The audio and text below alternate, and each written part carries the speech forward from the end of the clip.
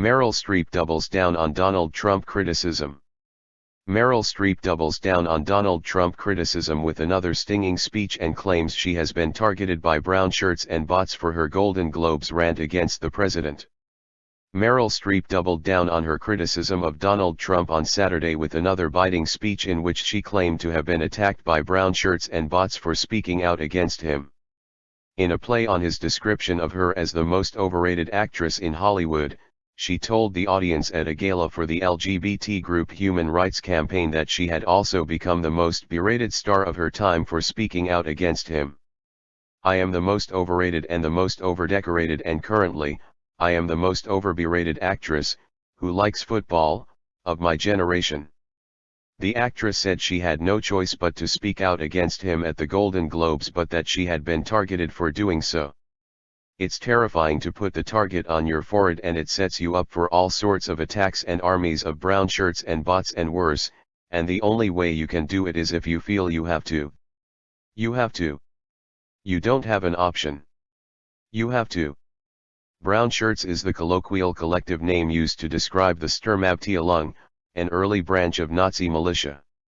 It's not clear whether Streep's use of the word was directed at the president himself or of the many social media users who lashed out against her Golden Globe speech in which she accused Trump of inciting violence and disrespect.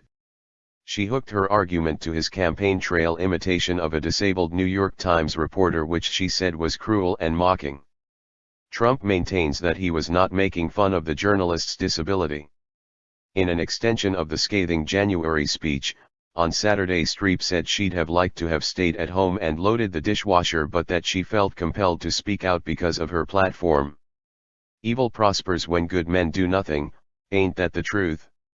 We shouldn't be surprised that fundamentalists, of all stripes, everywhere, are exercised and fuming. We shouldn't be surprised that these profound changes come at a much steeper cost than it seems would lie true in the 20th century. If we live through this precarious moment, if his catastrophic instinct to retaliate doesn't lead us to nuclear winter, we will have much to thank this president for. Because he will have woken us up to how fragile freedom really is." She said the country had been shown how the authority of the executive, in the hands of a self-dealer, can be wielded against the people, and the Constitution and the Bill of Rights, the whip of the executive, can, through a Twitter feed, lash and intimidate, punish and humiliate, delegitimize the press and all of the imagined enemies with spasmodic regularity and easily provoked predictability. To finish off her fiery attack on Trump's first few weeks in power, she said, "All of us have the human right to life, liberty, and the pursuit of happiness. If you think people were mad when they thought the government was coming after their guns, wait until you see when they try to take away our happiness." Streep, 67, was accepting the National Ally for Equality Award when she delivered the blistering attack. Her Golden Globe speech divided the country in January. The Hollywood audience at the awards ceremony gave her a standing ovation, and she was celebrated by the rest of the glitterati online, but scores said it demonstrated the elitist attitude which Trump campaigned against and won in spite of. The president himself was unsurprisingly unimpressed. He took to Twitter to brandish her a Hillary flunky who lost big.